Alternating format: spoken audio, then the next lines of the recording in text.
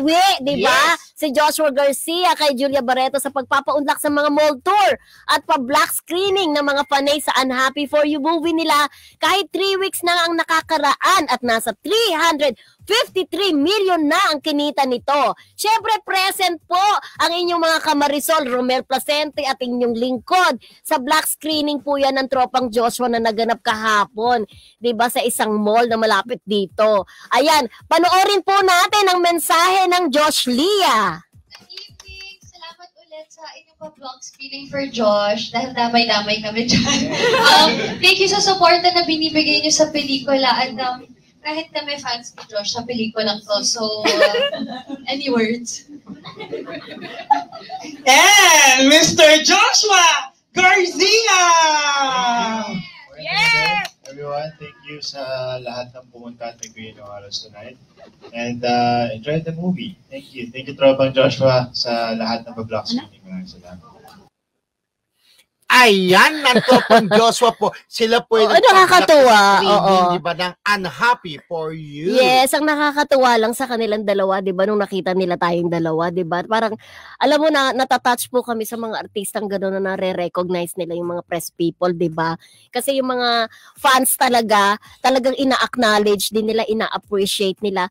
Yun ang sobrang believe ako kay ano. Pero, medyo nahambulan ako dun kay kay Julia, kasi di ba, hawak-hawak niya yung ayan siya, ayan sila, di ba? Hawak-hawak niya yung picture kasi ang nag-sponsor screening po dyan, yung mga fans talaga ni Joshua.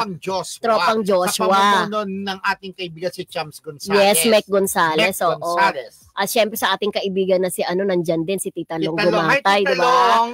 Ayan. So nakakatuwa kasi Juliet din. Oo, Juliet ng Kim Chiu. Ayan kaming bagay ba kaming apat? Diba? Meron po kaming moving apat, diba? Tayo naman happy for you. Kung merong Josh Lia, meron namang Romil. Romil. Dati meron tayong tatlo tayo. Dagdagan mo na lang ng P. Romil. Romil. Commercial diba? Yun eh. Romil. Ayan. Kami na parang di ba nakakatuwa po na sa kabila. Ang actual supportan talagang Diyos niya. Dahil po ang nag-organize po ng black screening ayan to pang Joshua Garcia. Ano ko ba? Talagang sumuporta po itong si Julia. Nagpunta sila. At talagang sweet sila. Yakapal pa rin talaga. Yung friendship nandun pa rin kahit naghiwalay sila. Yes, at kilala po nila ang mga taga Marisol Academy. Yes, na daw po sila. Oo, sabing ganun. Ay, mga taga Marisol nandito. Sabing ganun. Ay, nakakatuwa.